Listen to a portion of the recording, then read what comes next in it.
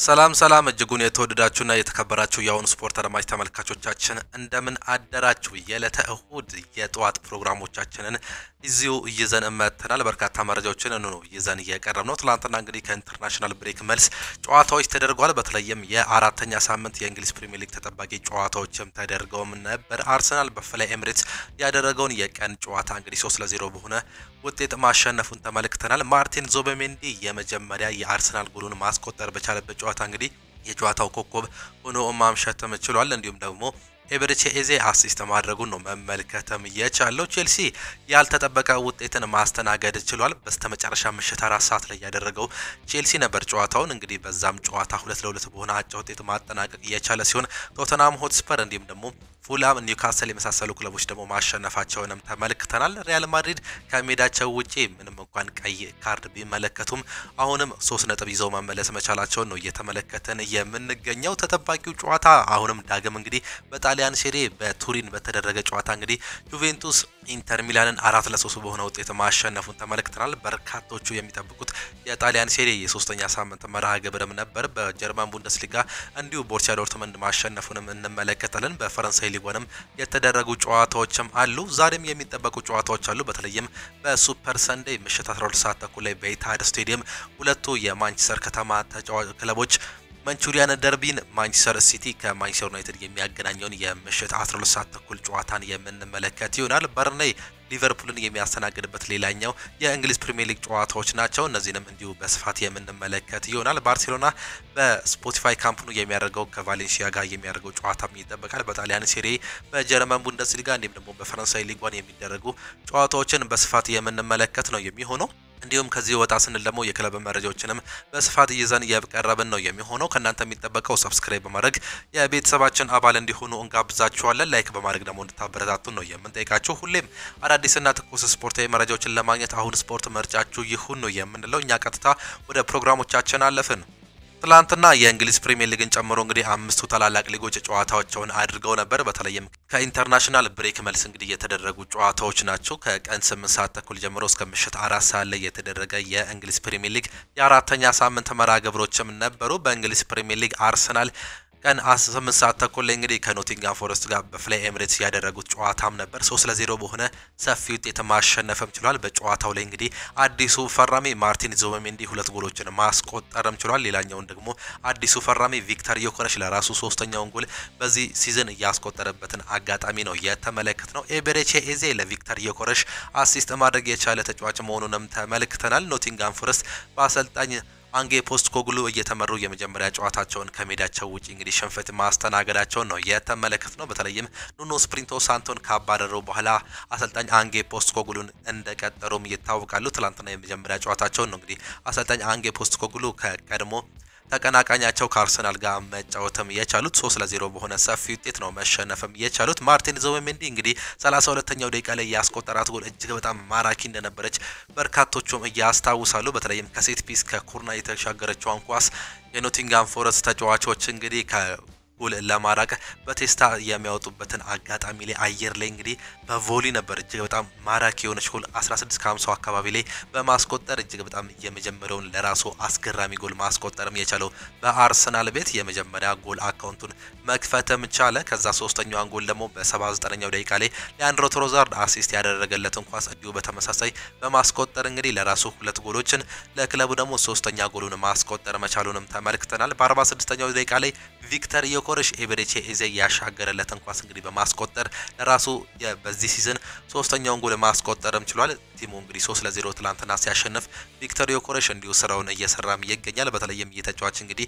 ወደ አርሰናል መምጣት የቻለው በዚህ ዓመት የዋንጫ ድርቁን እንዲያስታግስ እንግዲህ የአጥቂ ስፍራውን በትክክል እንዲመራ ነው። ይህም እንግዲህ እየታየም ይገኛል። በሰሞኑን ያደረጋቸው ጨዋታዎች ላይ እንግዲህ ካለፉት 4 ጨዋታዎች 3 ጎል ማስቆጠር መቻሉንም ነው እየተመለከተን የምንገኘው። ኤቤሬቺ ኤዜ ትላንትና ቤስት 11 ውስጥ ገብቶ መሰለፍም ችሏል። በዚህም የተነሳ እንግዲህ የመጀመሪያ አሲስት ማስመዝገቡን ነው በትላንትናው ዕለት መመልከትም የቻለው። ትላንትና አንዳንድ ለውጦች ነበሩ በአርሰናል ቤት በተለይም በአሰላለፉ በኩል በአጥቂ ስፍራ ላይ እንግዲህ ቪክተር ዮኬሬሽ፣ ኤቤሬቺ ኤዜና ኖኒ ማዱኬ ነበር ተጣምረው መግባት የቻሉት። የቡካዮ ሳካ መጎዳትን ተከትሎ ኖኒ ማዱኬ መሰለፍም ችሏል። የጋብሪኤል ማርቲኔሊ አቋም መውረድን ተከትሎ ደግሞ ኤቤሬቺ ኤዜ ቤስት 11 ውስጥ ገብቶ የተሰለፈም ተጫዋች ነው። ሌሎቹ የአማካይ እንዲሁም ደግሞ የተከላካይና የበረኛ ቦታ ተጫዋቾች ግን ያልተነኩ ተጫዋቾችም ሆኖም ተመልክተናል። ትላንትና ኤቤሬቺ ኤዜ በመጀመሪያው አሰላለፍ ውስጥ በገባበት ጨዋታ እንግዲህ ጥሩ እንቅስቃሴ ማድረግ ከማድረጉም በላይ እንግዲህ አሲስት ማድረጉንም ነው ትላንትና መመልከትም የቻልነው። ኖኒ ማዱኬም እንግዲህ በማጥቃቱ ላይ ጥሩ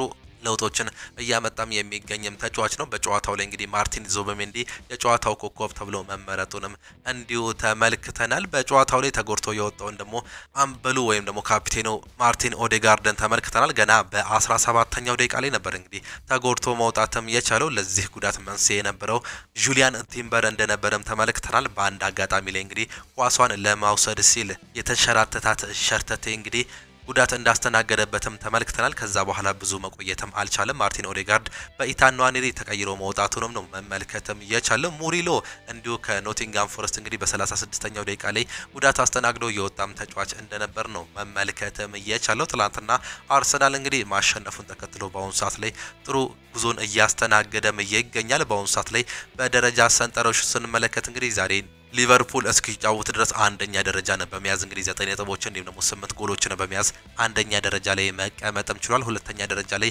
ሌላኛው የለንደን ክለብ ቶተንሃም ሁለተኛ ደረጃ ላይም ተቀምጧል በተመሳሳይ 9 ነጥብ እንዲሁም ደግሞ በጎል ልዩነት ተበልጦ 7 ጎል በመያዝ እንግዲህ ሁለተኛ ደረጃ ላይም ተቀምጧል። ሊቨርፑል ሳይጫወት 9 ነጥቦችን እንዲሁም ደግሞ 4 ጎሎችን በመያዝ ነው ሶስተኛ ደረጃ ላይ መቀመጥ የቻለው። በርንማውዝም በተመሳሳይ አራተኛ ደረጃ ላይ በ9 ነጥብ የተቀመጠ ክለብ መሆኑንም ተመልክተናል። ሊቨርፑል ዛሬ የሚያሸንፍ ከሆነ ዳግም ወደ ደረጃው አናት የመውጣት አጋጣሚም አለው። ሌሎች 11 ሰዓት ላይ የተደረጉ ጨዋታዎች አሉ። ኒውካስል ዩናይትድ ወልቨርሃምፕተንን አስተናግዶ እንግዲህ በሴንት ጄምስ ፓርክ ስቴዲየም 1-0 በሆነ ጠባብ ውጤት ማሸነፍም ችሏል። በጨዋታው ላይ አዲሱ አጥቂ ኒክ ወልተማዴ በ29ኛው ደቂቃ ላይ ከጃኮብ መርፊ የተሻገረለትን ኳስ በማስቆጠር እንግዲህ 3 ነጥቡን ወሳኙን 3 ነጥብ እንዲያገኙም መንስኤም ሆኗል። በጨዋታው ላይ 15 ሙከራዎችን አድርገው 4ቱን ታርጌቶችን የሞከሩ ሲሆን ኒውካስል ዩናይትዶች አንድ ጎል በኒክ ወልተማዴ በማስቆጠር እንግዲህ ወሳኛን 3 ነጥብ ማግኘትም ችሏል። ወልቨርሃምፕተን 8 ሙከራዎችን ያደረጉ ሲሆን 3ቱ ኦን ታርጌት ነበሩ። ነገር ግን ጎልና መረብን ማሳረፍም አልቻሉም። ኒውካስል ዩናይትድ የመጀመሪያ 3 ነጥብ ነው እንግዲህ በትላንትናው ዕለት ማግኘት የቻሉት። ካለፉት 3 ጨዋታዎች ሁለቱን አቻ እንዲሁም ደግሞ አንድ ሽንፈት አስተናግዶ ነበር። ትላንትና ማሸነፉን ተከትሎ ወደ 9ኛ ደረጃነት ከፍ ማለት መቻሉን ነው የተመለከትነው። ወልቨርሃምፕተንን ስንመለከት ደግሞ ተከታታይ 4 ሽንፈቶችን ማስተናገድም ችሏል። አሰልጣኝ ቪክተር ፔሬራ እንግዲህ በዚህ ዓመት ሊቀናቸውም አልቻለም። እስካሁን ድረስ ምንም አይነት ነጥብ ማግኘትም አልቻሉም። ከሜዳቸው ውጪ እንዲሁም በሜዳቸው የሚያደርጉትን ጨዋታ ሽንፈት ማስተናገዳቸውንም ተመልክተናል። የመጀመሪያውን ጨዋታ እንግዲህ በሜዳቸውና በደጋፊዎቹ ፊት በማንቸስተር ሲቲ 4-0 የተሸነፉበትን ጨዋታ እናስታውሳለን። እስካሁን ድረስ ምንም አይነት ነጥብ አለማግኘታቸው ነው የተገለጸው። ኤቨርተን ከአስቶን ቪላ ያደረጉት ተጠባቂም ጨዋታም ነበር። ይህም ጨዋታ 0-0 በሆነ ውጤት ተጠናቋል። ፉላም ከሊድስ ዩናይትድ ጋር ባደረጉት ጨዋታ እንግዲህ ፉላም 1-0 ማሸነፉን ነው በሜዳውና በደጋፊዎች ፊት መመልከትም የቻለው። ክሪስታል ፓላስ ከሰንደርላንድ በተመሳሳይ 0-0 የተጠናቀቀ ሲሆን በርንማውዝ ብራይተን ኤንድ ሆቭ አልቢዮንን አስተናግዶ እንግዲህ 2-1 በሆነ ውጤት ማሸነፍም ችሏል። አሌክስ ስኮት እንዲሁም ደግሞ አንቷን ሴሜኒዮ ናቸው 2 ጎሎችን ማስቆጠር የቻሉት።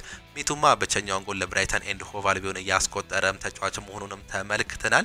ሌላኛው ምሽት 1 ሰዓት ተኩል ላይ የተደረገው ጨዋታ ነው። ዌስትሃም ቶተናም ሆትስፐርን ያስተናገደበት ሌላኛው ተጠባቂም ጨዋታ ነበር። ቶተናም ሆትስፐር በፔፕ ሳር በሉካስ በርቫል እንዲሁም ደግሞ ሚኪ ቫንድቢን ጎሎች 3-0 በሆነ ውጤት ማሸነፍም ችሏል። ክርስቲያን ሮሜሮ ጎል አስቆጥሮ እንደነበር በ19ኛው ደቂቃ ላይም እንዲሁ የተመለከትንበት አጋጣሚም ነበር። ነገር ግን ከጨዋታ ውጪ በማል ዳኛው እንደሻረበትም ነው መመልከትም የቻለው። በአሰልጣኝ ቶማስ ፍራንክ እየተመሩ እንግዲህ ቶተናሞች በዚህ ዓመት ጥሩ እንቅስቃሴን እያስመለከቱንም ይገኛሉ። ትላንትናም ከሜዳቸው ውጪ በቦል ፖዚሽን ጭምር የተሻለውም ነበር። 65% ቦል ፖሰስ ማድረግ የቻሉ ሲሆን 14 ሙከራዎችን አድርገው 5ቱ ኦን ታርጌትም ነበሩ። በተቃራኒው ዌስትሃም ዩናይትዶች እንግዲህ ሰባት ሙከራዎችን አድርገው አራቱ ኦን ታርጌት እንደነበሩ ነበር መመልከትም የቻለው። ነገር ግን ኳስና መረብን ማገናኘትም አልቻለም። በተለይም በሁለተኛው አጋማሽ ቶማስ ሱሼክ በቀይ ካርድ መውጣቱን ተከትሎ እንግዲህ ዌስትሃም ዩናይትድ ከባድ የቀሩትን ደቂቃዎችን ማሳለፍ መቻሉን ነው መመልከትም የቻለው። ምሽት 4 ሰዓት ላይ ሌላኛው ተጠባቂ ጨዋታም ነበር። ብሬንትፎርድ ከቼልሲ ጋር ያደረጉት ጨዋታ እንግዲህ በርካቶቹ አጓጊ እንደነበር ደግሞ አዝናኝ እንደነበረም ያነሳሉ። በተለይም የሁለቱ የጎል ልዩነቶች እንግዲህ አንዱ ሲያገባ አንዱ እየተከተለ ስለነበር እጅግ በጣም ጎሉ እጅግ በጣም ሳቢም ነበር። ኬቪን ሺዴ በ35ኛው ደቂቃ ላይ ለብሬንትፎርድ በማስቆጠር እንግዲህ 1-0 መርተው የመጀመሪያው አጋማሽ ተጠናቀቀ። በሁለተኛው አጋማሽ በ61ኛው ደቂቃ ላይ ከጉዳት የተመለሰው ኮል ፓልመር ጆ ፔድሮ ያሻገረለትን ኳስ በማስቆጠር አንዳቻ እንዲሆኑም ቻሉም። ከዛ በ85ኛው ደቂቃ ላይ ሞይሴስ ካይሴዶ ሁለተኛውን ጎል በማስቆጠር እንግዲህ ቼልሲ እስከ 90ኛው ደቂቃ ላይ እንግዲህ አሸንፈው ይወጣል። 3 ነጥቡንም ይዘው ወደ ሜዳው ይመለሳል ተብሎ ሲጠበቅ በ90+3 ላይ እንግዲህ ፋቢዮ ካርቫሊዮ ከአጀር የተሻገረለትን ኳስ በማስቆጠር ሁለታቻ መሆኑም ቻሉ። ብሬንትፎርድ እንግዲህ በሜዳቸውና በደጋፊዎች ፊት እጅ ባለመስጠት 1 ነጥብ ተጋርተው መውጣታቸውን ነው መመልከትም የቻለው። እጅግ በጣም ማራኪ ጨዋታ ነበር። በተለይም በሁለተኛው አጋማሽ የተመለከትነው ቼልሲዎች የጨዋታ የበላይነት ነበራቸው። 67% ቦል ፖሰስ ያደረጉ ሲሆን 16 ሙከራዎችን ሞክረው 6ቱ ኦን ታርጌትም ነበሩ። ብሬንትፎርዶችን ደግሞ ስንመለከት 7 ሙከራዎችን አድርገው 4ቱ ኦን ታርጌቶች ነበሩ። ሁለቱ ወደ ጎልነት መቀየራቸውን ነው መመልከትም የቻለው። ትላንትና እንግዲህ ኮል ፓልመር ወደ ሜዳ መመለሱንም ተመልክተናል። ደግሞ ጎል ማስቆጠሩ እንግዲህ ለኮል ፓልመር አመላለሱ ነው ደግሞ አጀማመሩን ጥሩ ያደርገዋል ተብሎ እንደሚገመት ነው የተገለጸው። በትላንትናው ጨዋታ ላይ እንግዲህ ሞይሴስ ካይሴዶ እጅግ በጣም ድንቅ እንደነበርም ነው መመልከትም የቻለው። የጨዋታው ኮከብ ተብሎ እንደተመረጠም በጨዋታው ላይ የተመለከተው ጉዳይ ነው። አሰልጣኝ ኤንዞ ማሬስካ እንግዲህ በነጥቡ እንደተናደዱም ከጨዋታው በኋላ ገልጸውም ነበር። በስፔን ላሊጋ የተደረጉ ጨዋታዎችም ነበሩ። ሄታፌ ከሪያል ኦቪዶ ጋር ያደረጉትን ጨዋታ 2-0 በሆነ ውጤት ሄታፌ በሜዳው ያሸነፈ ሲሆን ሪያል ሶሲዳድ ሪያል ማድሪድን አስተናግዶ 2-1 በሆነ ውጤትም ተሸንፏል። ሪያል ማድሪድ ከሜዳቸው ውጪ ምንም እንኳን በቀይ ካርድ ቢወጣባቸውም 2-1 በሆነ ውጤት ማሸነፍም ችሏል። ሁለቱንም ጎሎች በመጀመሪያው አጋማሽ ነበር ማስቆጠርም የቻሉት። ኪሊያን ምባፔ በ12ኛው ደቂቃ ላይ እንዲሁም ደግሞ አርዳ ጉለር በ41ኛው ደቂቃ ላይ ማስቆጠርም ችሏል። ለአርዳ ጉለር አመቻችቶ ያቀበለው ኪሊያን ምባፔም ነበር። ነገር ግን በ32ኛው ደቂቃ ላይ አዲሱ የተከላካይ ስፍራ ተጫዋች የሆነው ስፔናዊ ተጫዋች ዲን ሁይሰን ፋውል በመስራቱ ምክንያት በስትሬት ሬድ ካርድ መውጣቱንም ተመልክተንም ነበር። ነገር ግን ሪያል ማድሪዶች ከዛ ደቂቃ በኋላ ወደ 60 ደቂቃ የሚያክል ደቂቃን እንግዲህ በ10 ተጫዋቾች ሊጫወቱም ተገደውም ነበር። ነገር ግን አሸንፈው መውጣትም ችሏል። ኦያርዛባል በ56ኛው ደቂቃ ላይ ብቸኛዋን ጎል በፔናልቲ ማስቆጠርም ነው መመልከትም የቻለው። ዳኒ ካርቫል የሰራውን ጥፋት ተከትሎ እንግዲህ ኦያርዛባል ፔናልቲውን ማስቆጠርም ችሏል። የጨዋታ የበላይነት የነበራቸው በተለይም ሪያል ሶሲዳዶች ነበሩ። 64% ቦል ፖሰስ ማድረግ የቻሉ ሲሆን 23 ሙከራዎችን በሜዳቸው መሞከር ችሏል። ነገር ግን ጥራት ያላቸው ሙከራዎችም አልነበሩም። 4 ሙከራዎች ብቻ ነበር እንግዲህ ከፔናልቲው ጭምር 4 ሙከራዎች ነበሩ ኦን ታርጌት መሆኑም የቻሉት። በሪያል ማድሪድ በኩል 36% ቦል ፖሰስ ማድረግ የቻሉ ሲሆን 16 ሙከራዎችን አድርገው 6ቱ ኦን ታርጌትም ነበሩ። በትላንትናው ጨዋታ ላይ እንግዲህ በተለይም የዲን ሁይሰን መውጣት እንግዲህ በመሃል ክፍሉ ላይ እጅግ በጣም የጨዋታ የበላይነት እንዲወሰድባቸው አድርጓቸው ነበር። አሰልጣኝ ጃቪ አሎንሶ ዋናው ነጥቡን ማግኘታችን ደስተኛም አድርጎናል ሲሉም ተናግረዋል። አትሌቲኮ ቢልባኦ ዲፖርቲቮ አላቬዝን አስተናግዶ 1-0 በሆነ ውጤት ተሸንፏል። አትሌቲኮ ማድሪድ ቪያሪያልን በሜዳውና በደጋፊዎች ፊት አስተናግዶ 2-0 ማሸነፉን ነው መመልከትም የቻለው። ኒኮላስ ጎንዛሌዝ ደግሞ ፓብሎ ባሪዮስ ሁለቱን ጎሎች ማስቆጠር የቻሉም ተጫዋቾች ናቸው። ጁሊያን አልቫሬዝ ደግሞ ሎሬንቴ ሁለቱን አሲስት ማስመዝገብ የቻሉ ተጫዋቾች መሆናቸውንም ተመልክተናል። ሌላኛው በጣሊያን ሴሪያ የተደረጉም ጨዋታዎች ነበሩ። 3 ያክል ጨዋታዎች የተደረጉ ሲሆን ካግላሪ ከፓርማ ጋር 2-0 በሆነ ውጤት ካግላሪ ያሸነፈ ሲሆን ጁቬንቱስ ከኢንተር ሚላን ተጠባቂው የቱሪን ጨዋታም ነበር። የጨዋታ እንግዲህ 4-3 በሆነ ውጤት ነው መጠናቀቅም የቻለው። እጅግ በጣም ድራማዊ በነበረው የዚህ የታላቁ ጨዋታ እንግዲህ ጁቬንቱስ ቅድሚያ ሊዮርድ ኬሊ 14ኛው ደቂቃ ላይ ጎል ማስቆጠርም ቻለ። ከዛ በኋላ ሃካን ቻናላግሉ በ30ኛው ደቂቃ ላይ ለኢንተር ሚላን አቻነታውን ጎል ማስቆጠር የቻለ ሲሆን የወሩ ምርጥ ተጫዋች ተብሎ የተመረጠው ኬንያን ይልዲዝ በ38ኛው ደቂቃ ላይ በማስቆጠር 2-1 እንዲመሩ ማስቻል ቻለ ጁቬንቱሶችን። ከዛ በተከታታይ እንግዲህ ለራሱ ሁለተኛ ጎሎችን በማስቆጠር ሃካን ቻናላግሉ አቻ እንዲሆንም አስቻለ በሁለተኛው አጋማሽ በ65ኛው ደቂቃ ላይ። ከዛም በኋላ ማርከስ ቱራን በማስቆጠር ኢንተር ሚላን እንዲመሩም ማስቻል ቻለ። ከዛም በ82ኛው ደቂቃ ላይ ኬፍረን ቱራም አቻ እንዲሆኑም አደረገ። ከዛም በኋላ አዲች ተቀይሮ የገባው የተጫዋች በ90+1 ላይ ለጁቬንቱስ በማስቆጠር እንግዲህ 4-3 በሆነ ውጤት ማጠናቀቅ መቻላቸው ነው የተመለከትነው። በትላንትናው ላይ ኢንተር ሚላን ፍጹም የጨዋታ የበላይነትም ነበራቸው። ጁቬንቱስ በሜዳቸውና በደጋፊዎች ፊት 40% ቦል ፖሰስ ያደረጉ ሲሆን ኢንተር ሚላን 60% ቦል ፖሰስ ማድረግም ችለዋል። ትላንትና እንግዲህ ኦን ታርጌቶችን ስንመለከት 4 ኦን ታርጌቶችን የሞከሩ ሲሆን አራቱም ወደ ጎልነት መቀየር ችሏል። ጁቬንቱሶች በተቃራኒው ኢንተር ሚላኖች ደግሞ ከአራቱ ሶስቱን ወደ ጎልነት በመቀየር እንግዲህ ማስቆጠር ቢችሉም ነገር ግን ነጥብ ማግኘትም አልቻሉም። ከሜዳቸው ውጪ እንግዲህ ጁቬንቱስ አሸንፎ ኢንተር ሚላንን መሸኘቱን ነው የተመለከትነው። ፊዮረንቲና ከናፖሊ ሌላኛው ተጠባቂም ጨዋታም ነበር። አምና ስኩዴቶን ማሸነፍ የቻለው ናፖሊ በዚህ ዓመትም እንግዲህ እጅግ በጣም ጠንክሮ እየመጣ እንደሆነ እየተመለከትን እንገኛለን። ኬቫን ዴብሩይነ በፔናልቲ ገና በ6ኛው ደቂቃ ላይ ነው ማስቆጠር የቻለው። ከማንቸስተር ዩናይትድ በመባረር ማለት ይቻላል ተገፍቶ መውጣት የቻለው ራስመስ ሆይሉንድ በ14ኛው ደቂቃ ላይ የመጀመሪያውን ጎል በጣሊያን ሴሪ ለመጀመሪያ ጊዜ ማስቆጠርም ችሏል። ከሄደም በኋላ ለራሱም የመጀመሪያ ጎል ለቲሙ ደግሞ ሁለተኛ ጎሉን ማስቆጠርም ቻለ። ከዛም በኋላ ሳም ቤኩማ በ51ኛው ደቂቃ ላይ ሶስተኛ ጎሉን ማስቆጠርም ችሏል። ሉካስ ሬኔሪ ብቸኛውን ጎል ለፊዮረንቲና ማስቆጠር የቻለም ተጫዋችም ነበር። በጣሊያን ሴሪ እነዚህ ነበሩ ውጤቶቹ። ወደ ጀርመን ቡንደስሊጋ ስናመራ ደግሞ ሄዲኒየም በሜዳውና በደጋፊዎች ፊት በቦርሲያ ዶርትመንድ 2-0 መሸነፉንም ተመልክተናል። ሄርሶ ግራሲ እንዲሁም ደግሞ ቤር 2 ጎሎችን ማስቆጠር የቻሉም ተጫዋቾች ናቸው። ወልፍስበርግ ከኮሎኝ ጋር 3-3 የተጠናቀቀ ሲሆን ዩኒየን በርሊን በሜዳውና በደጋፊዎች ፊት በሆፈኒየም 4-2 በሆነ ውጤትም ተሸንፏል። ሜንዝ በሜዳው በአርቢ ሌፕዚግ 1-0 የተሸነፈ ሲሆን ፍራይቡርግ ስቱትጋርትን በሜዳውና በደጋፊዎች ፊት አስተናግዶ 3-1 በሆነ ውጤት ማሸነፍም ችሏል። ባየር ሙኒክ ሃምበርገርን አስተናግዶ 5-0 በሆነ ውጤት ማሸነፍም ችሏል። ለግማሽ ደርዘን አንድ ጎል የቀረው ጎል ማለት ነው። በትላንትናው ጨዋታ ላይ ሰርጂ ናግሪ፣ ፓቭሎቪች፣ ሃሪ ኬን እንዲሁም ደግሞ ሉዊስ ዲያዝ ጎሎቹን ማስቆጠርም የቻሉ ተጫዋቾች ናቸው። ሉዊስ ዲያዝ እንግዲህ ወደ ባየር ሙኒክ ከሄደ በኋላ ተከታታይ ጎሎችን እያስቆጠረም ይገኛል። ትላንትናም አንድ ጎል ማስቆጠሩ ነው መመልከትም እየቻለው። ሃሪ ኬን ትላንትና እንግዲህ 2 ጎል ማስቆጠሩንም ተመልክተናል። አንድ በፔናልቲ አንድ ደግሞ በጨዋታ ማስቆጠር የቻለም ተጫዋች ነው። እንዲሁም ደግሞ አሲስት በማድረግ የጨዋታው ልዩነት ፈጣሪ እንዲሁም ደግሞ የጨዋታው ኮከብ ተብሎ መመረጥም ችሏል።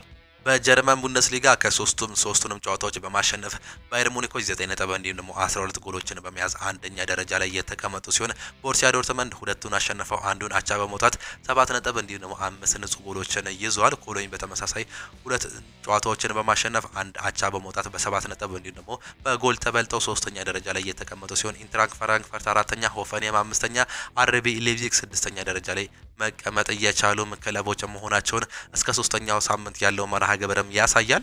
በፈረንሳይ ሊጓን 2 ጨዋታዎችም ተደርገው ነበር። ኒስ ናንተስን አስተናግዶ 1-0 ያሸነፈ ሲሆን አግዠር በሞናኮ በሜዳውና በደጋፊዎች ፊት 2-1 በሆነ ውጤት መሸነፉንም እንዲሁ ትላንትና እየተመለከትነው ውጤት ነው። ዛሬም የሚደረጉ ታላላቅ 5 ሊግ ጨዋታዎችም አሉ። በእንግሊዝ ፕሪሚየር ሊግ በተለይም የማንቹሪያን ደርቢም ይጠበቃል። 2 ጨዋታዎች የሚደረጉ ሲሆን ቀን 10 ሰዓት ላይ በርንሌ ሊቨርፑልን የሚያስተናግድበት ጨዋታም ይጠበቃል። በርንሌ በሜዳውና በደጋፊዎች ፊት ነው እንግዲህ የአምናውን ሻምፒዮን ሊቨርፑልን በሜዳውና በደጋፊዎች ፊት አሰልጣኝ አርኔ ስሎትን የሚያስተናግደው በተርፍ ሞር ስቴዲየም የሚደረግ ጨዋታ ነው። ይህ ጨዋታ እነዚህ ሁለቱ ክለቦች በታሪካቸው በተገናኙበት ጊዜ ሊቨርፑል 50 ጊዜ እያሸነፈ ሲሆን በርንሌ 33 ጊዜ ማሸነፍም ችሏል። 23ቱን ደግሞ ባቻ ውጤት ማጠናቀቃቸውን ሪካርዳቸውም ያመላክተናል። እንዲሁም ደግሞ የመጨረሻ 5 ጨዋታዎችን ስንመለከት እንግዲህ 5ቱንም ሊቨርፑል ማሸነፉን ነው መመልከትም የቻለው። ለመጨረሻ ጊዜ በአንፊልድ ሮድ ስቴዲየም በተደረገ ጨዋታ ሊቨርፑል 3-1 በሆነ ውጤት በሜዳውና በደጋፊዎች ፊት ነበር ማሸነፍ የቻሉት። ዲያጎ ጆታ፣ ዳርዊን ኑኔዝ እንዲሁም ደግሞ ሉዊስ ዲያዝ ነበሩ ጎሎችን ማስቆጠር የቻሉት። እነዚህ ተጫዋቾች በአሁኑ ሰዓት ላይ በሊቨርፑል አይገኝም። ዲያጎ ጆታ በሞት ያጣ ነው ተጫዋች እንደሆነ እናስታውሳለን። ሉዊስ ዲያዝ ደግሞ ወደ ባየር ሙኒክ የሄደ ሲሆን ዳርዊን ኑኔዝ ወደ ሳውዲ አረቢያ በመሄድ እንግዲህ ሶስቱም ወደዚህ ክለብ የሌሉ ተጫዋቾች ናቸው። ዛሬ ደግሞ በአዲስ የአጥቂ ስፍራ ጥምረት እንግዲህ ሊቨርፑል በርንሌይን የሚጫወት ነው ወይም ደግሞ የሚያስተናግድ ነው የሚሆነው። እንዲሁ ሌላኛው ጨዋታ ደግሞ ማንቸስተር ሲቲ ከማንቸስተር ዩናይትድ ጋር የሚያደርጉት ተጠባቂም ጨዋታ ነው። የጨዋታ አመሻሽ 12 ሰዓት ተኩል ላይ በኢታድ ስቴዲየም የሚደረግም ጨዋታ ነው። አሰልጣኝ ፔፕ ጋርዲዮላ ከአሰልጣኝ ሩበን አሞሪም ጋር የሚያደርጉትም ጨዋታ ነው። አምና እንግዲህ በኢታድ ስቴዲየም በተደረገ ጨዋታ ማንቸስተር ዩናይትድ 2-1 በሆነ ውጤት ማሸነፉንም በእንግሊዝ ፕሪሚየር ሊግ ተመልክተንም ነበር። እጅግ በጣም ድራማዊ ጨዋታ እንደነበር በርካቶችም ያስታውሳሉ። በ16ኛ ሳምንት መርሃ ግብር እንግዲህ ገና በ36ኛው ደቂቃ ላይ ግቫርዲዮል ባስቆጠረው ጎል 1-0 ሲመሩ ቢቆዩም በ88ኛው ደቂቃ ላይ አማድ ዲያሎ መጠለፉን ተከትሎ ብሩኖ ፈርናንዴዝ ፔናልቲዋን በማስቆጠር አንድ አቻ መሆኑም ቻሉ። በ88ኛው ደቂቃ ላይ ነው እንግዲህ ልብ አድርጉ ማስቆጠር እየቻሉት። በዚሁ በአንድ አቻ ውጤት ይጠናቀቃል ተብሎ ሲጠበቅ ሊሳንድሮ ማርቲኔዝ ያልተጠበቀ አሲስት ለአማድ ዲያሎ በማሻገር አማድ ዲያሎ ደግሞ እጅግ በጣም በሚገርም ሁኔታ ወደ ጎልነት በመቀየር በ90ኛው ደቂቃ ላይ እንግዲህ ወሳኛን 3 ነጥብ የሚያገኙበትን አጋጣሚ በመፍጠር እንግዲህ የጨዋታ የበላይነት በዚህው በኢታድ ስቴዲየም መውሰዳቸውንም ተመልክተንም ነበር። በዛም እንግዲህ አሰልጣኝ ሩበን አሞሪም እጅግ በጣም ደስታ የተሰማቸው ጨዋታ እንደነበር በርካቶችም እናስታውስም ነበር። ፍጹም የጨዋታ የበላይነት የነበራቸው በሜዳቸውና በደጋፊዎች ፊት እንግዲህ ማንቸስተር ሲቲ ነበሩ። ነገር ግን በመልሶ ማጥቃት ማንቸስተር ዩናይትድ በዛ ጨዋታ ላይ እጅግ በጣም የተሻለውን ጨዋታ አስመልክቶንም ነበር። በዛሬው ጨዋታ ግን ሁለቱም እንግዲህ አዳዲስ ተጫዋቾችን ጨምሮ ነው ማምጣትም የቻሉት። ማንቸስተር ዩናይትድ እንደ ብሪያን ምቤሞ፣ ቤንጃሚን ሴስኮ፣ ማቲያስ ኩኛ የመሳሰሉ ተጫዋቾችን መጨመርም ችሏል። ሴኒ ላመንስን በበረኝነት ቦታ ላይ ማካተት የቻለው ማንቸስተር ዩናይትድ ከሜዳቸው ውጪ እንግዲህ በከተማው በኢታድ ስቴዲየም ማንቸስተር ሲቲን የሚገጥም ነው የሚሆነው። ማንቸስተር ሲቲዎችም እንደ ሪያን ቸርኪ የመሳሰሉ ተጫዋቾችን በማስፈረም እንግዲህ ቲማቸውን ከፍ ለማድረግ መሞከራቸውንም ተመልክተናል። ጂያንሉጂ ዶናሩማ ወደዚህ ክለብ የመጣ ሌላኛው የበረኛ ቦታ ተጫዋች መሆኑን ነው መመልከትም የቻለው። በዛሬው ጨዋታ ላይ እንግዲህ የማይኖሩ ተጫዋቾች እንዳሉም ተነግሮናል። እነ ኦማር ማርሙሽ እንዲሁም ደግሞ ሪያን አይተኑሪ የመሳሰሉ ተጫዋቾች በጉዳት ምክንያት አይገኙም።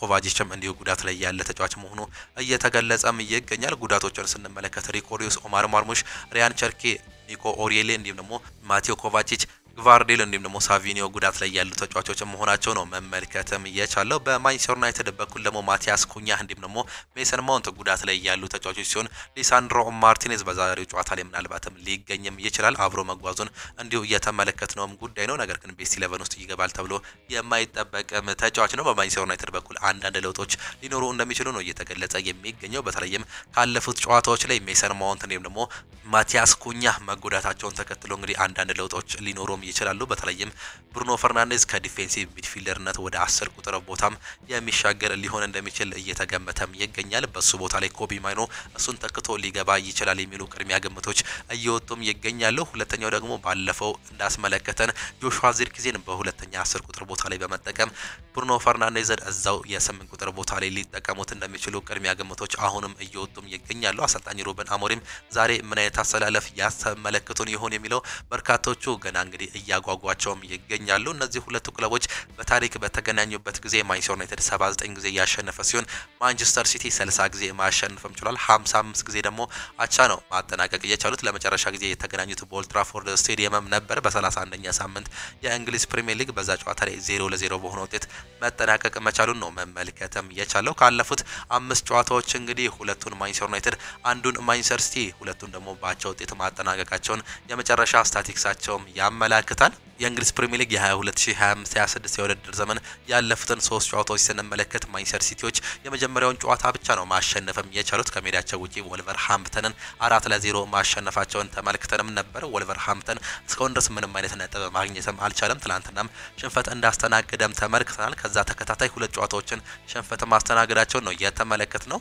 በዚህው በኢታድ ስቴዲየም እንግዲህ በቶተናም ሆትስፐር 2-0 እየተሸነፉበት ከሜዳቸው ውጪ ከብራይተን ጋር ባደረጉት ጨዋታም 2-1 የተሸነፉበትን ጨዋታ ተመልክተንም ነበር። በማንቸስተር ዩናይትድ በኩል ደግሞ የመጀመሪያውን ጨዋታ ምንም እንኳን ጥሩ እንቅስቃሴ ባደረጉበት በኦልድ ትራፎርድ ስቴዲየም በአርሰናል 1-0 እየተሸነፉ ቢሆንም በሁለተኛው ጨዋታ ከፉላም ጋር ባደረጉት ጨዋታ እንግዲህ 1-0 ሲመሩ ቆይተው አንዳቻ በሆነ ውጤት ማጠናቀቃቸውን ተመልክተንም ነበር። እስከ 30ኛው ደቂቃ ላይ ጥሩ እንቅስቃሴ ማድረግም ቢችሉም በሁለተኛው አጋማሽ ግን ሲቸገሩ ተመልክተንም ነበር። የማንቸስተር ዩናይትድ እንዲሁም ደግሞ አሰልጣኝ ሩበን አሞሪም ወቀሳ የሚያስነሳባቸው እንደነበር ተመልክተንም ነበር። ሶስተኛው ጨዋታ ከበርንሌ ጋር ያደረጉትም ጨዋታ ነበር በኦልድ ትራፎርድ። ይህም ጨዋታ እንግዲህ እጅግ በጣም አስገራሚም ነበር። ሁለታቻ እስከ 90ኛው ደቂቃ ላይ ካሄዱ በኋላ በ3-2 ውጤት ማሸነፍም ችሏል። ሶስተኛውን ጎል በፔናልቲ ብሩኖ ፈርናንዴዝ ማስቆጠሩንም ተመልክተንም ነበር። ይህ ጨዋታ እንግዲህ በርካቶቹ የሚያስታውሱት የማንቸስተር ዩናይትድ እጅግ በጣም ደስታ የበዛበት ጨዋታ እንደነበር ነው ከተጠናቀቀ በኋላ የተመለከትነው። ምን ያህል 3 ነጥቡ ለማንቸስተር ዩናይትድ ለአሰልጣኝ ሩበን አሞሪም እንዲሁም ደግሞ ለተጫዋቾቹ አስፈላጊ እንደነበር ያመላከተም ጨዋታ እንደነበር ተመልክተንም ነበር። ነገር ግን ማንቸስተር ዩናይትድ ግርማ ሞገሱን ያጣበት ጨዋታም እንዲሁም ደግሞ የተለያዩ ታዳጊ ክለቦች እንግዲህ ከሻምፒዮንሺፕ ወደ እንግሊዝ ፕሪሚየር ሊግ መምጣት የቻሉ ክለቦች ሁላ ማንቸስተር ዩናይትድን ምን ያህል እንደሚፈትኑትም ያስመለከተን ጨዋታም ነበር። የዛሬው ጨዋታ ግን በሁለቱ ኃያላን ክለቦች መካከል ይደረጋል። በአንድ ከተማ ላይ የሚገኙት ማንቸስተር ሲቲ እንዲሁም ደግሞ ማንቸስተር ዩናይትድ አሰልጣኝ ሩበን አሞሪም ምንም እንኳን ከትላልቅ ክለቦች ጋር ችግር ቢያጋጥማቸውም ከትላልቅ ወይ ደግሞ ከቶፕ 6 ክለቦች ጋር ሲገናኙ እጅግ በጣም ጥሩ እንቅስቃሴ የሚያሳይ አሰልጣኝ እንደሆነም ይታወቃል። ዛሬም እንግዲህ ጥሩ እንቅስቃሴ ከሜዳቸው ውጪ ያሳያሉ ተብሎም ነው የሚጠበቁት። በስፔን ላሊጋ የሚደረጉ ጨዋታዎችም አሉ። ሴልታ ቪጎ ከጄኖዋ ጋር የሚያደርጉት ጨዋታ ይጠበቃል። ሌቫንቴ ከሪያል ቤቲስ፣ ኦሳሱና ከሪያል ቫይካኖ፣ ባርሴሎና ቫሌንሲያ ጋር የሚያደርጉት ጨዋታም ይጠበቃል። ምሽት 4 ሰዓት ላይ ነው ባርሴሎና በስፖቲፋይ ካምፕ ኑ ቫሌንሺያን የሚያስተናግደው። በጣሊያን ሴሪ ሮማ ከቶሪኖ፣ ፒሳ ከዩዲኒዜ፣ አታላንታ ከሊቼ፣ ሳሱሎ ከላዚዮ እንዲሁም ደግሞ ኤሲ ሚላን ከቦሎኛ ጋር የሚጫወቱ ሲሆን በጀርመን ቡንደስሊጋ ሴንት ፖሊ ከአውግስበርግ፣ ቦሩሲያ ሞንቸግላድባ ከቨርደር ብሬመን ጋር እንዲሁ ይጫወታሉ። ፈረንሳይ ሊጓን በርካታ ጨዋታዎች ናቸው የሚደረጉት። ሊል ከቱሉስ ጋር የሚያደርጉት ጨዋታ ይጠበቃል። ብረስት ከፓሪስ፣ ስትራስቡርግ ከሊሃርቭ፣ ሜንዝ ከአንገርስ፣ ፒኤስጂ ከሌንስ፣ ስቴድ ሬንስ እንዲሁም ደግሞ ኦሎምፒክ ሊዮን ጋር የሚያደርጉት የዛሬ የእሁድ ተጠባቂ ጨዋታዎች ናቸው። ማንቸስተር ሲቲ ከማንቸስተር ዩናይትድ ጋር ያለውን ጨዋታ ቅድሚያ ገምታችሁን ኮሜንት ቦክስ ላይ እንድታጋሩ ነው የምንጋብዛችሁ።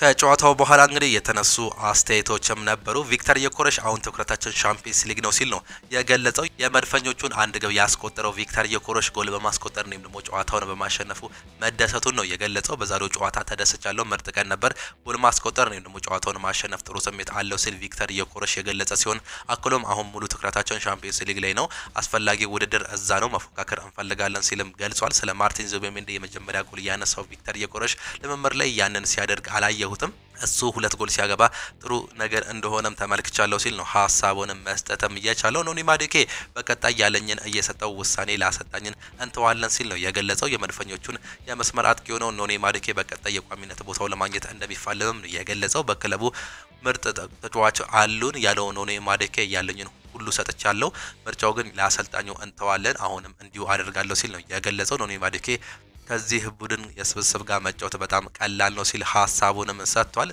ኤዜ በበኩሉ ዛሬ ለኔ የተለየ ቀን ነው፣ አላማው ምን እንደሆነ ያውቃል፣ የተገዛውትን ያንን ለማሳካት ወይም ደግሞ ለመርዳት ነው፣ ይህንንም ያሳካው ይመስለኛል ሲል ሐሳቡንም ሰጥቷል። አሰልጣኝ ሚኬል አርቴታም ሲናገሩ እንግዲህ አላማችን በቀጣይ ዋንጫ ማሸነፍ ነው። የመድፈኞቹን ዋና አሰልጣኝ ሚኬል አርቴታ በአርሰናል ያስቀመጡት እቅድ በተከታታይ ዋንጫ ማሸነፍ መሆኑን ነው የገለጹት። ለክለብ እቅድ ስናወጣ አላማችን በቀጣይ ዋንጫዎችን ማሸነፍ ነበር ያሉት አሰልጣኝ ሚኬል አርቴታ ባለፉት 3 ዓመታት ሁለተኛ ጨርሰናል፣ አሁን አንድ ደረጃ ይቀረናል ሲል ነው ሐሳባቸውንም የገለጹት። አክለውም በጣም እድለኞች ነን፣ አሁንም ሁሉም ተጫዋቾቻችን አርሰናል መቀላቀል ይፈልጋሉ ሲሉ ተናግረዋል። ዊሊያም ሳሊባ ከዛሬው ጨዋታ ውጪ የሆነው ባጋጠመው ጉዳት ምክንያት መሆኑን ትላንትና አለመሰለፉን ማረጋገጣቸውን ተመልክተናል። ማርቲን ዙቢሜንዲ ያስቆጠረው ግብ ለኔ አላስተማርኩትም ሲሉ ነው የገለጹት አሰልጣኝ ሚኬል አርቴታ። የመድፈኞቹ ዋና አሰልጣኝ ሚኬል አርቴታ በትላንትናው ጨዋታ በተጫዋቾቻቸው ስር መደሰታቸውንም ገልጿል። የማርቲን ዙቢሜንዲ የመጀመሪያ ጎል ምክንያት እኔ አይደለሁም፣ እኔ እንደዛ አይነት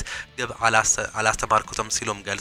ሙከራ አስደናቂ እንቅስቃሴም አድርገዋል ሲሉም ነው የገለጹት። ስለ ማርቲን ኦዴጋርድ የተጠየቁት አርቴታ ጉዳቱ ከዚህ በፊት ያጋጠመው ተመሳሳይ ቦታ ላይ ነው በማለትም ተናግሯል። አሰልጣኝ ሚኬል አርቴታ በንግግራቸው ወቅት ካይ ሃቨርትዝ ለ3 ወይም ደግሞ 4 ወራት ከሜዳ እንደሚርቅም እንዲሁ አረጋግጠዋል።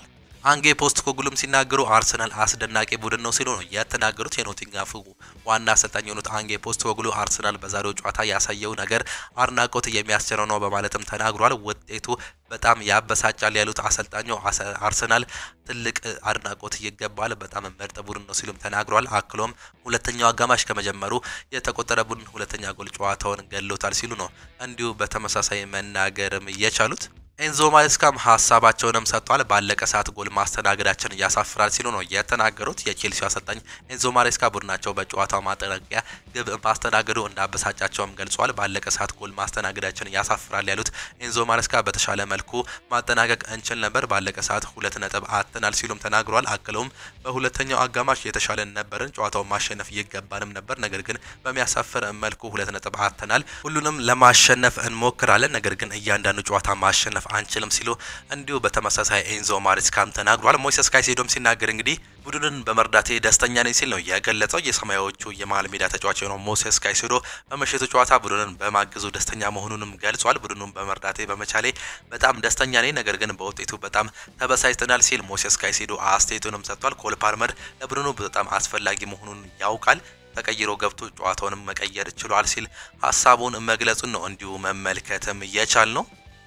እጅጉን የተወደዳችሁና የተከበራችሁ የሆኑ ስፖርት አድማጭ ተመልካቾቻችን ለዛሬ ነበረን ስፖርታዊ መረጃዎቻችን ይህንን እየመስሉ ነበር። ፕሮግራሞቻችንን እንዴት አያችኋቸው? ሐሳብ አስተያየታችሁን ኮሜንት ቦክስ ላይ ልታጋሩን ትችላላችሁ። ዛሬ የሚጠበቁ የሱፐር ሰንዴይ ጨዋታዎች አሉ። በተለይም በእንግሊዝ ፕሪሚየር ሊግ በመንቹሪያን ደርቢ ምሽት 12 ሰዓት ተኩል ላይ የሚደረገው በኢታድ ስቴዲየም ማንቸስተር ሲቲን ከማንቸስተር ዩናይትድ በሚያገናኘው ጨዋታ እንግዲህ በርካቶቹ የሚጠብቁት የአራተኛ ሳምንት መርሃ ግብር ነው። አሰልጣኝ ፔፕ ጋርዲዮላን ከሩበን አሞሪም የሚያገናኘው ጨዋታ በርካቶቹ ካሁኑ እንግዲህ ቅድሚያ ግምት እየሰጡም ይገኛሉ። እናንተስ ማን ያሸንፋል? ቅድሚያ ግምታችሁን ኮሜንት ቦክስ ላይ ልታጋሩንም ትችላላችሁ። እኛም የካርድ ሽልማቶችን የምናበረክት ነው የሚሆነው። ሌሎች ጨዋታዎችም አሉ። በርንሌ ሊቨርፑልን የሚያስተናግድ የእንግሊዝ ፕሪሚየር ሊግ ሌላኛው ተጠባቂም ጨዋታ ነው። ቀን 10 ሰዓት ላይ ይደረጋል።